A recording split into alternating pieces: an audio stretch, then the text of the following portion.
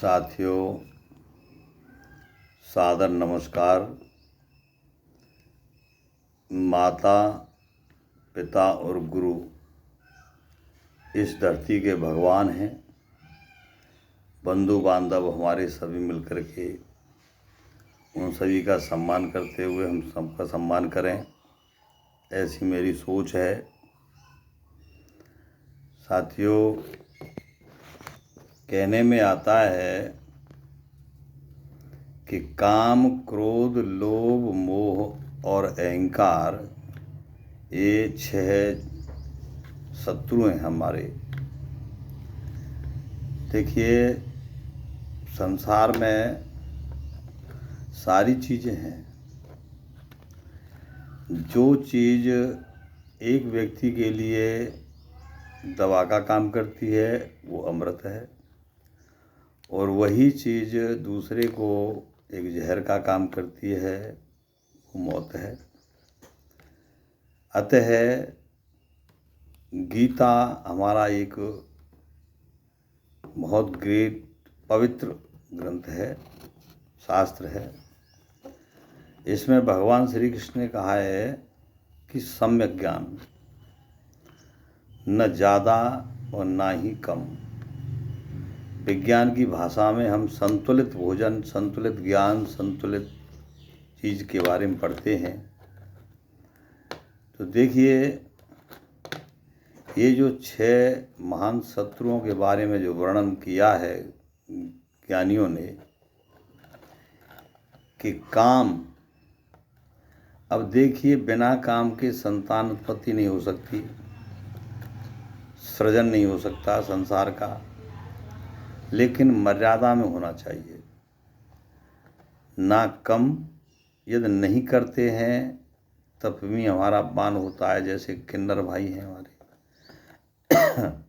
यदि उनका वो न करें इस काम को, उनसे संतान उत्पत्ति न हो तो भी परेशानी है। यदि ज़्यादा हो जाए तो भी परेशानी है।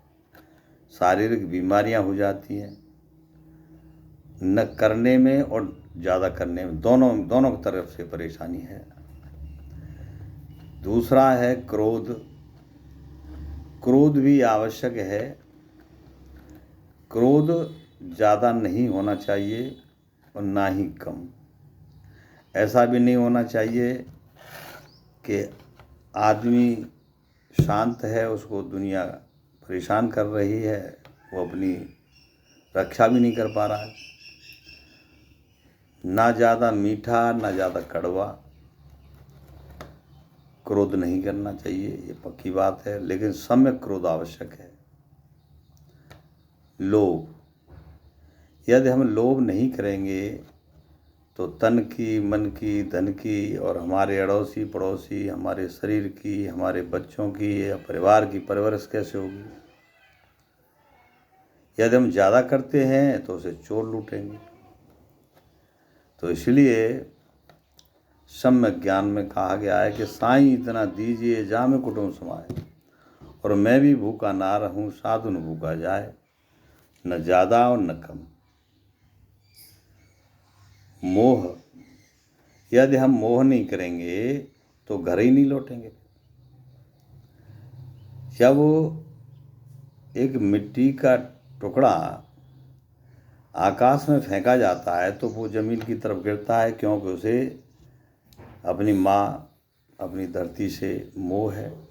ऐसे ही मनुष्य अपने बच्चों से, अपने बीवी से, अपने परिवार से यदि मोह है तो बाहर लौटेगा, और नहीं मोह होगा तो फिर नहीं लौटेगा।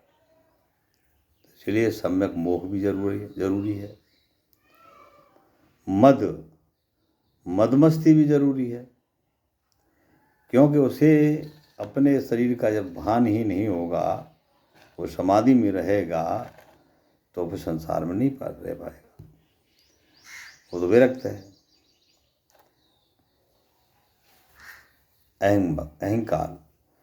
अहंकार भी आवश्यक है, लेकिन इतना अहंकार नहीं होना चाहिए जिससे कि रावण जैसा नहीं। अहम की भी ज़रूरत है, स्वाभिमान की भी ज़रूरत है, लेकिन इतनी नहीं होनी चाहिए कि मर्यादा से बाहर चला जाए।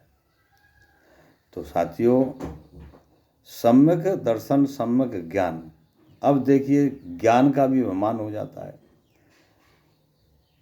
जो व्यक्ति महान पुरुष हो जाते हैं, उनका मान सम्मान इज्जत शौहरत ज़्यादा हो जाती है, तो उनको भी घमंड हो जाता है, ज्ञान का भी घमंड हो जाता है। इसलिए न ज़्यादा न कम, कम भी नहीं होना चाहिए, ज़्यादा भी नहीं होना चाहिए, बीच का सा ज्ञान, सबका सम्मान, सबकी इज्जत, सबकी शौहरत, बड़े बूढ़े का बड़े बूढ़े की जगह पर सम्मान, बच्चों का बच्चों की जगह पर सम्मान, माता पिता गुरु अड़ोसी पड़ोसी देश राष्ट्र नातेदार रिश्तेदार, सबका सम्यक ज्ञान होना चाहिए। और सम्यक ज्ञान को रहते हुए ही आनंदानुभूति होती है। और धरती के भगवान, हमारे भगवान माता पिता और गुरु, इनसे बड़ा मेरी समझ तो भैया कोई है नहीं। हो सकता है महान ऋषि हैं, उनको कोई और हो, लेकिन सबसे बड़ा सम्मान अपने माता पिता, मेरी तो यही समझ में आया है कि माता पिता और गुरु का ज़्यादा इज्जत शोहरत, उनकी आज्ञा पालन और सेवा होनी ज़रूरी है। नमस्कार।